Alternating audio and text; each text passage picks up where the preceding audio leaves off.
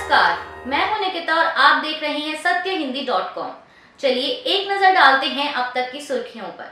दिल्ली के मुख्यमंत्री अरविंद केजरीवाल ने कल शुक्रवार को प्रधानमंत्री मोदी को एक चिट्ठी लिखी, जिसमें उन्होंने कहा कि वह अधिकारियों के ट्रांसफर और पोस्टिंग को लेकर हाल ही में केंद्र द्वारा लाए गए अध्यादेश के कारण नीति आयोग की बैठक में शामिल नहीं हो पाएंगे। बता दें, आज शनिवार 27 मई को नीति आयोग की बैठक होनी है और इस नीति आयोग के संचालन परिषद की 8वीं बैठक की अध्यक्षता पीएम नरेंद्र मोदी करने वाले हैं। पंजाब के मुख्यमंत्री भगवंत मान ने भी आज होने वाली नीति आयोग की बैठक से किनारा कर लिया है। आम आदमी पार्टी के एक नेता ने बताया कि निधि आवंटित करने के मुद्दे पर केंद्र सरकार की ओर से पंजाब के साथ कथित भेदभाव के विरोध में भगवंत मान ने यह फैसला किया है। पार्टी की पंजाब इकाई के मुख्य प्रवक्ता बलविंदर सिंह कांग ने कहा कि मुख्यमंत्री मान ने 3600 करोड़ रुपए की बकाया ग्रामीण विकास कोष जारी करने की मांग को केंद्र के सामने उठाया है, लेकिन वह इस पर कोई ध्यान नहीं दे रही। इस सिलसिले में सीएम भगवंत मान, केंद्रीय गृह मंत्री अमित शाह और केंद्रीय उपभोक्ता मामले, खाद्य और सार्वजनिक वितरण मंत्री पीयूष गोयल से भी मुलाकात कर चुके हैं। आप प्रवक्ता ने कहा कि केंद्र सरकार पंजाब के साथ भेदभाव कर रही है, इसलिए इसके विरोध में मुख्यमंत्री नीति आयोग की बैठक में नहीं जाएंगे। कर्नाटक में सिद्धरमैया कैबिनेट के विस्तार के लिए कांग्रेस आलाकमान ने उन नेताओं के नाम पर मुहर लगा दी है जिन्हें मंत्री बनाया जाएगा। बता दें, आज शनिवार को सिद्धरमैया मंत्रिमंडल का विस्तार होगा, जिसमें 24 नेता मंत्री पद की शपथ लेंगे।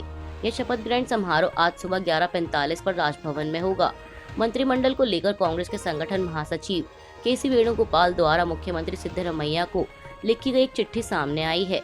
इसमें कांग्रेस अध्यक्ष मल्लिकार्जुन खड़गे की मंजूरी की बात कही गई। साथ ही बता दें कि मंत्रिमंडल की लिस्ट में भावी मंत्रियों की जातियों का भी जिक्र किया गया है। इसमें 24 नेताओं में से एक नामधारी रेड्डी, 4 वोक्कालिगा, एक एससी राइट, एक बंजिगा वीरशैव लिंगायत, 2 एसटी, एक ब्राह्मण, एक रेड्डी लिंगायत, 2 पंचमशाली लिंगायत, एक एससी लेफ्ट, एक सदर लिंगायत, एक एससी भौवी, एक आदि बंजिगा लिंगायत, एक मोगा वीरा, एक मुस्लिम, एक जैन, एक मराठा बीसी, एक राजू बीसी, एक कुरुबा बीसी, एक एडिगा बीसी शामिल है। 28 मई को नए संसद भवन का उद्घाटन पीएम मोदी द्वारा किए जाने को लेकर राजनीतिक दलों के बीच घमासान जारी है। इस बीच कल शुक्रवार को नए संसद भवन का पहला वीडियो सामने आया और इसी के साथ लोकसभा में स्पीकर की चेयर के पास लगने वाले सेंगोल को लेकर विवाद बढ़ गया है। कांग्रेस ने सेंगोल को लेकर दावा किया कि इस बात का कोई दस्तावेजी सबूत नहीं है जिससे यह साबित होता हो कि लॉर्ड माउंटबेटन, सी राजगोपालाचारी और पंडित जवाहरलाल नेहरू ने सेंगोल को ब्रिटिश हुकूमत के भारत को सत्ता हस्तांतरित किए जाने का प्रतीक बताया हो। पार्टी महासचिव जयराम रमेश ने साथ ही यह भी दावा किया कि पीएम मोदी और उनकी वाहवाह करने वाले लोग इस रस्मी राजदंड को तमिलनाडु में राजनीतिक उद्देश्य के लिए इस्तेमाल कर रहे हैं। दरअसल केंद्रीय गृह मंत्री अमित शाह ने बुधवार को ऐलान किया था कि ब्रिटिश हुकूमत के भारत को सत्ता हस्तांतरित करने के प्रतीक स्वरूप पहले प्रधानमंत्री जवाहरलाल नेहरू को दिए गए ऐतिहासिक सेंगोल को नए संसद भवन में स्थापित किया जाएगा। वहीं उनके इसी दावे को कांग्रेस ने खारिज किया है। कांग्रेस पार्टी द्वारा सेंगोल को लेकर दिए गए बयान की इस बात का कोई दस्तावेजी सबूत नहीं है कि सेंगोल सत्ता हस्तांतरण का प्रतीक है, पर केंद्रीय गृह मंत्री अमित शाह ने पलटवार करते हुए शुक्रवार को ट्वीट कर कहा कि कांग्रेस पार्टी भारतीय परंपरा और संस्कृति से इतनी नफरत क्यों करती है।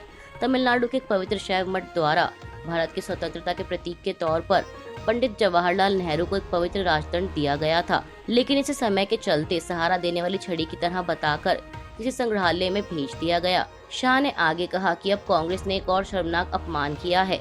पवित्र शैव मठ थिरुवदुथुराई आदीनम ने भारत की स्वतंत्रता के समय राजदंड के महत्व के बारे में स्वयं बताया था और कांग्रेस अब आदीनम के इतिहास को फर्जी बता रही है।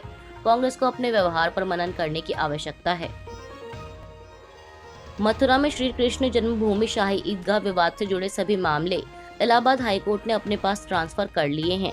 बता दें, भगवान श्री कृष्ण विराजमान याचिका पर हाईकोर्ट ने कल 26 मई को यह आदेश दिया। अदालत ने कहा कि मथुरा के जिला न्यायाधीश इस तरह के सभी मामलों की एक सूची तैयार करें और इन मुकदमों या मामलों के रिकॉर्ड के साथ इसे 2 हफ्तों के अंदर इस अदालत को स्थानांतरित करें। यह स्थानांतरण इस अदालत के स्वतः संज्ञान के अधिकार के तहत स्थानांतरित माना जाएगा। अदालत ने कहा कि माननीय मुख्य न्यायाधीश से इस तरह के मुकदमों पर सुनवाई और निस्तारण के लिए एक उचित बेंच नामित करने का अनुरोध किया जाता है। आपको बता दें कि पिछली सुनवाई के दौरान याचिकाकर्ताओं ने अनुरोध किया था कि अयोध्या के मामले की तरह मूल बात पर खुद हाईकोर्ट इस केस की सुनवाई करे, ये आवश्यक है। इस संबंध में पक्षों को सुनने के बाद अदालत ने 3 मई 2023 को अपना फैसला सुरक्षित रख लिया था, जो कल शुक्रवार 26 मई को सुनाया गया। बता दें, पिछली सुनवाई के दौरान उत्तर प्रदेश सुन्नी सेंट्रल वक्फ बोर्ड के वकील ने दलीलें पेश करते हुए सिविल जज की कोर्ट से कहा था कि यह मामला सुनवाई योग्य नहीं है, क्योंकि इसे लेकर 1968 में ही समझौता हो गया था। आईपीएल 2023 के क्वालिफायर 2 मुकाबले में कल गुजरात टाइटंस और मुंबई इंडियंस के बीच भिड़ंत हुई। इस मैच में मुंबई की टीम ने टॉस जीतकर पहले गेंदबाजी का फैसला किया। वहीं गुजरात टाइटंस ने पहले बल्लेबाजी करते हुए 20 ओवर में 3 विकेट खोकर 233 रन बनाए। इसके जवाब में मुंबई की टीम 18.2 ओवर में ही ऑल आउट हो गई और केवल 171 रन ही बना सकी। और इसी के साथ गुजरात टाइटंस ने लगातार अपने दूसरे सीजन में दूसरे फाइनल में जगह बना ली है। वहीं अब कल 28 मई को अहमदाबाद के नरेंद्र मोदी स्टेडियम में गुजरात टाइटंस और चेन्नई सुपर किंग्स के बीच फाइनल खेला जाएगा। अभी के लिए बस इतना ही। बाकी की खबरों के लिए जुड़े रहिए सत्यहिंदी.com के साथ।